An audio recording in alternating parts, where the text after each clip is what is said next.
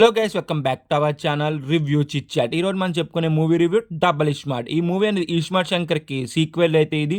ఇస్మార్ట్ శంకర్ అంత వర్కౌట్ అయిందా, వర్కౌట్ అవ్వలేదా, పూరి కంబ్యాక్ ఇచ్చాడా, ఇవ్వలేదా, లైగర్ తర్వాత రామ్ హిట్ దొరికిందా, దొరకలేదా, మొత్తానికి ఈ మూవీ చూసాక నాకేమనిపించి ఇన్ డెప్త్ రివ్యూలో డిస్కస్ చేద్దాం. కానీ మన ఛానల్ కొత్తగా వస్తాయి మాత్రం ఒక 3-4 వీడియోస్ చూసి కంటెంట్ నచ్చితే కన్ఫర్మ్ సబ్స్క్రైబ్ చేసి పక్కన ఉన్న బెల్ ఐకాన్ యాక్టివేట్ చేసుకుని, అలాగే comment section, description, Instagram link కూడా ఉండదు, అది కూడా నచ్చితే కన్ఫర్మ్ వెళ్ళి ఫాలో కొట్టండి మర్చిపోకుండా. ఇంకేం లేట్ చేయకుండా వీడియోని అయితే స్టార్ట్ చేసేద్దాం. కమింగ్ టు ద మూవీ యొక్క బేసిక్ స్టోరీ లైన్ చెప్పాలంటే, మన ఫస్ట్ పార్ట్ లో మన శంకర్ కి పోలీస్ యొక్క బ్రెయిన్ అయితే ఎక్కిస్తారు కదా చనిపోయాక. ఇందులో రివర్స్ అయితే, ఇందులో మన విలన్ 3 months లో చనిపోతానగా తన బ్రెయిన్ లో ఉన్న డేటా వేరే వాళ్ళకి ట్రాన్స్ఫర్ చేయాలనుకుంటాడు. తను అప్పుడు శంకర్ అయితే దొరుకుతాడు. శంకర్ లోకి ఆ డేటా అంతా ఎక్కించాక ఏమైంది, శంకర్ యొక్క ఫ్లాష్ బ్యాక్ స్టోరీ ఏంటి, అసలు మొత్తానికి ఏమైంది శంకర్ అనేది మీరు మూవీ చూసి అయితే తెలుసుకోవాలి. ఫైనల్ గా మూవీ చూసాక నాకేమనిపించింది అంటే మాత్రం, మూవీ నాకు అసలు అయితే నచ్చలేదు. మార్నింగ్ ఇంతకు లెగిసి వెళ్ళాను రా బాబు అనిపించింది మూవీకి. మూవీ యొక్క స్టోరీ చెప్పాలంటే ఫస్ట్ పార్ట్ స్టోరీయే. దీన్ని స్క్రీన్ ప్లేతో కొంత మ్యాజిక్ అయితే చేయొచ్చు, కానీ ఫస్ట్ పార్ట్ లో ఎలాంటి స్క్రీన్ ప్లే వాడారో ఇందులో కూడా సేమ్ స్క్రీన్ ప్లే అయితే వాడి ఫస్ట్ పార్ట్ లో ఏ సీన్స్ ఉన్నాయో కొన్ని చేంజెస్ చేసేసి ఇందులో అయితే పెట్టేశారు. అంతే, ఇంకేమీ లేదు తేడా.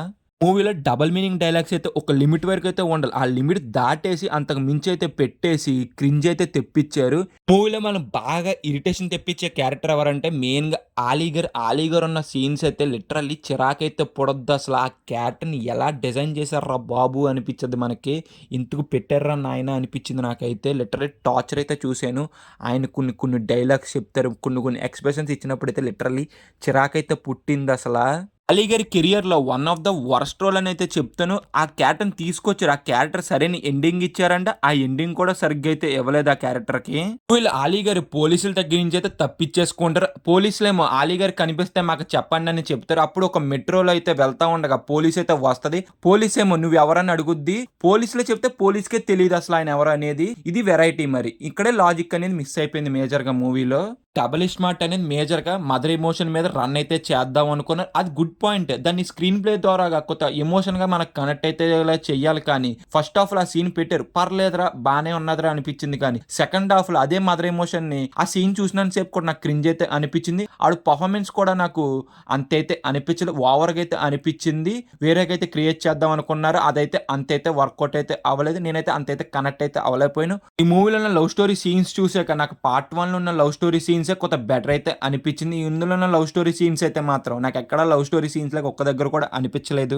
ఇస్మార్ట్ శంకర్ వర్కౌట్ అవుతా కీ రోల్ ప్లే చేసిన ఏంటంటే ఒకటి సాంగ్స్, ఇంకోటి బీజిఎం. ఈ డబల్ ఇస్మార్ట్ లో ఈ రెండు అనేది అంతైతే ఇంపాక్ట్ అయితే చేయలేకపోయినాయి. సాంగ్స్ ప్లేస్మెంట్ కూడా అంతైతే వర్కౌట్ అయితే అవ్వలేదు. సాంగ్స్ కూడా ఇంటాక్ కూడా అంత గొప్పగా అయితే ఏమీ లేవు. బీజిఎం కూడా ఫస్ట్ పార్ట్ లో ఉన్న బీజిఎం కొన్ని చేంజెస్ చేసేసి పెట్టేసినట్టయితే అనిపించింది. అంత ఇంపాక్ట్ అయితే క్రియేట్ చేయలేకపోయింది అబ్బా బీజిఎం అండ్ సాంగ్స్ అయితే. మనకి మూవీ టీమ్ అనేది మూవీలో లాస్ట్ ఒక ట్విస్ట్ అయితే ఉంటదని చెప్పారు, కానీ ఆ ట్విస్ట్ అనేది నాకు ఎక్కడ ట్విస్ట్ లాగా అయితే అనిపించలేదు. నేను చాలా మూవీస్ లో చూసినట్టయితే అనిపించింది ఆ ట్విస్ట్ అనేది. సపోజ్ మీరు మూవీ చూసుంటే మీకేమనిపించిందో కింద అయితే కామెంట్ చేయండి.